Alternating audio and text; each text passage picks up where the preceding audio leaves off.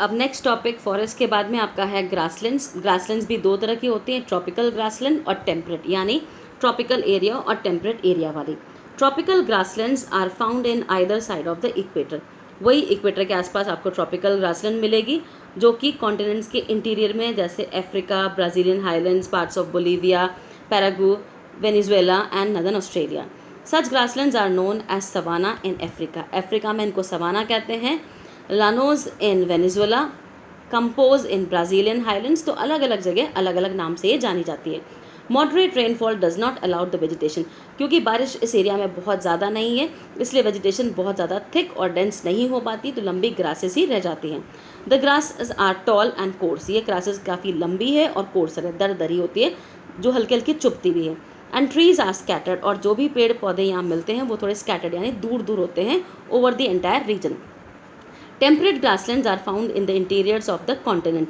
अब जो temperate grasslands हैं आपकी, वो कॉन्टिनेंट्स के इंटीरियर में मिलती है, where the climate is extreme, जहाँ का क्लाइमेट काफ़ी हार्श होता है, विद मॉडरेट रेनफॉल, और बारिश कम होती है।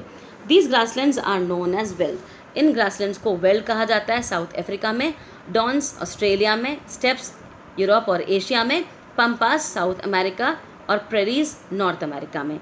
Trees like poplar. अब जो पेड़ मिलते हैं यहाँ पर वो है poplar, alder and willow. Willow आपका बेसिकली जो स्पोर्ट्स इक्विपमेंट्स के लिए, स्पोर्ट्स आइटम्स के लिए, जैसे आपके क्रिकेट बैट वगैरह, इनको बनाने के लिए यूज़ की जाती है। Are found here along with short grasses. इसके अलावा शॉर्ट ग्रास भी मिलती है। वेल्ड का आपको पिक्चर दिया हुआ है जिसकी ग्रास काफ़ी शॉर्ट है। फिर उसके बाद नेक्स्ट आपकी है desert vegetation. The hot deserts are found along the western margins of the continents in the tropical and subtropical regions. ये हमारे continents के western side पर मिलते हैं tropical और subtropical regions में। इसके अलावा जो बेसिकली हमारे डेजर्ट्स हैं, वेल नोन डेजर्ट्स हैं, वो है एक तो सहारा का, फिर कालाहारी, अरेबियन, एटकमा और great Australian desert. Thorny bushes. इन डेजर्ट्स में जो प्लांट्स मिलते हैं वो थॉर्नी बुशेज़ है, कटीली झाड़ियाँ होती है कांटे वाली। उसके अलावा scrubs are common vegetation and of this region along with cactus. इसके अलावा कैक्टस और अकेसिया, कांटे वाले पेड़ पौधे, यही चीज़ें यहाँ पर मिलती हैं। Oasis have date palms. उसके अलावा वो एरिया जहाँ पर आपको पानी और थोड़ी आसपास जो है उपजाऊ मिट्टी मिलेगी, उनको ओएसिस कहा जाता है। तो वहाँ पर आपको डेट पाम्स, खजूर जो है उसके पेड़ मिलेंगे। Plants also have long roots. यहाँ के पेड़ पौधों की भी जड़ जो है काफ़ी लंबी होती है, ताकि वो डीप तक जाके, अर्थ में डीप तक जाके पानी को एब्जॉर्ब कर सकें। Thick bark. बार्क काफ़ी थिक होता है, मोटा होता है। वैक्सी स्टेम होती है, चिकना होता है, ताकि वही ट्रांसपिरेशन कम हो सके। And leathery leaves to reduce transpiration. और लीव्स भी लेदरी, चिकनी होती है, ताकि ट्रांसपिरेशन, पानी इनसे कम निकले। The animals which can survive the heat. वो जानवर जो कि हीट में सर्वाइव कर सकते हैं वो मिलते हैं यहाँ पर, जैसे कैमल, रेप्टाइल और बरो एनिमल्स जो बिल बनाकर रहते हैं। उसके अलावा आपके वो एनिमल्स हैं आपके कैंगरू, रैट्स, ये कैंगरू की तरह ही, जैसे कैंगरू होता है उसी तरह का एक रैट होता है।